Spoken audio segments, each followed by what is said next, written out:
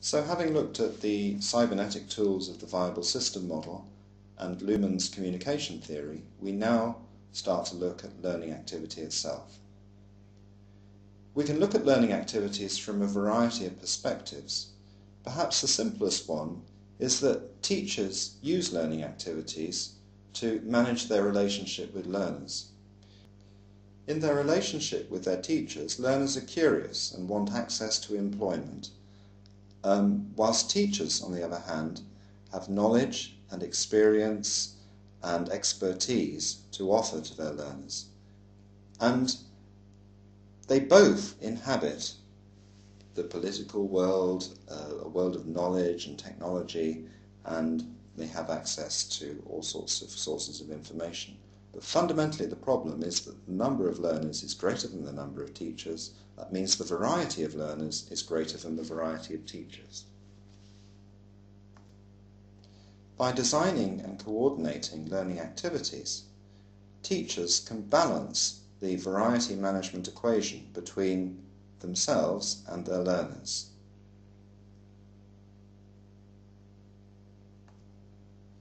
But activity doesn't just provide an organisational advantage between teachers and learners. It also provides a means whereby learners can engage in more effective learning communications with teachers.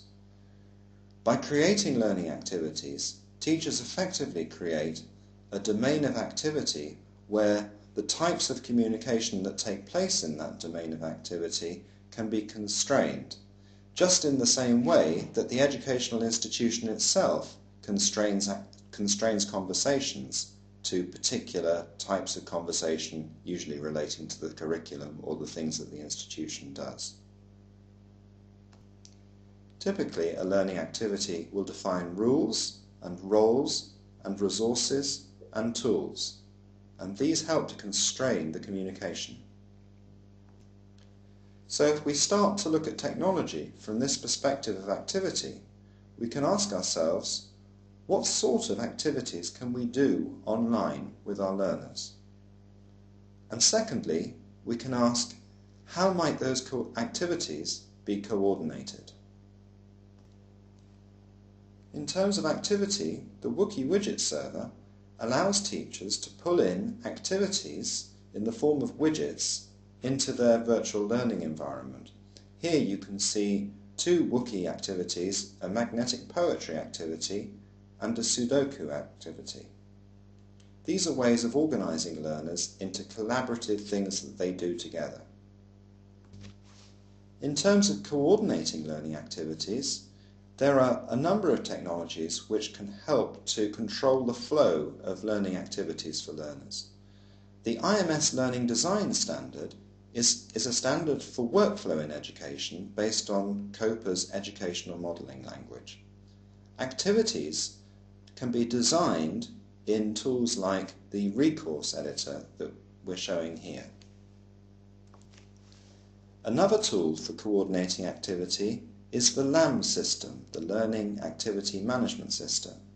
This allows teachers to design flows of activity like in recourse, and it has a very easy to use web-based interface which integrates with Moodle. It doesn't have the richness of IMS LD, but it now supports Wookie widgets. So with a combination of technologies like the Wookie widget server for providing activities to do and an activity coordination system like LAMS, we should be able to do very exciting things with learners online. But there are deeper questions, and they concern the purpose of activity and the purpose of education. And I just want to say something about learning activity, communication, and social emancipation. Using Luhmann's theory, we can see that the purpose of activity is to maximize the probability of successful communication between learners and teachers. This means that successful communication involves unblocking blockages between an individual's perception system and their communications, so that learners will respond successfully to the teacher's questions and the teacher will find ways of asking those questions so that learners respond effectively. So cybernetics takes us to a very radical place in education, which is quite closely related to Paulo Freire's work on the pedagogy of the oppressed, that maximizing successful communication means moving the oppressive blockages within an individual's understanding. What might this look like in practice? I want to show you a couple of examples. Eric Whittaker is a composer who invited people to form a virtual choir to perform his music. This is what happened.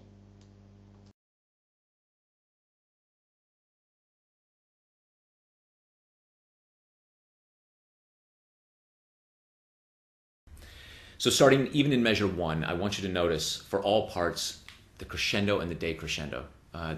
It's a motive that Start recording with your permeates webcam or the video piece, camera and wait for this beep coming from the virtual conductor video. It's essential that we hear that beep on your track to sync up all of the other tracks. Then plug in your headphones, wait for the countdown, 5, 4, 3, 2, 1. I'll give the downbeat and then sing.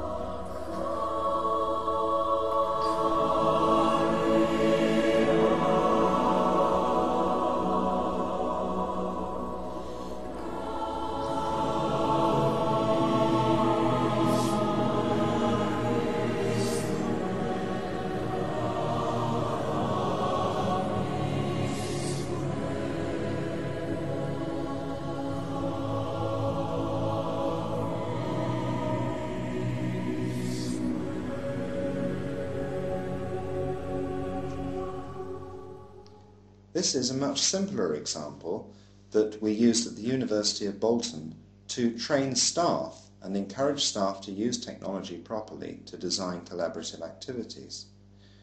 We gave them a scenario and we gave them a list of different characters that they might play in the scenario, and we gave them little pictures of the characters to hold up and make a little movie in front of a webcam. And the staff took part in this activity, discussing some of the organisational issues within the university, and they collaborated with staff on campuses overseas. The coordination of the activity between staff in the UK campus and the overseas campuses was done through Illuminate. Now, I'm not one to complain about things, but I'm just not having a good time at the moment. I mean, it's just been absolutely terrible recently. I mean, especially with the marks. I mean, it's just been absolutely unbelievable. Sorry for the students. It must be very confusing for them. But I've had the same problem with my link-up tutor in Bolton, and I've managed to resolve it by having a Skype link. I think technology is great. If you have a Skype link and a conversation with somebody over Skype and discuss the marks, you can resolve the issues, no problem. I think everyone should be using technology more. For example, the Moodle. Okay, we're nearly at the end of our consideration of cybernetics and activity, but I've got some further questions which you might want to think about. First of all, what might you do to educational institutions to make the design and coordination of inspirational online learning activities more probable? Secondly, how do different communications affect the viability of individuals? thirdly, think about the different communications that you exchange between each other. What's the difference between a communication that forces somebody to do something, a communication that invites somebody to do something, and a communication which might inspire people to do something? And just before we finish, I'd like you to think back to your favourite teacher and to think about the types of communication that they made to teach you. What sort of communications did your favourite teacher create? Thank you very much.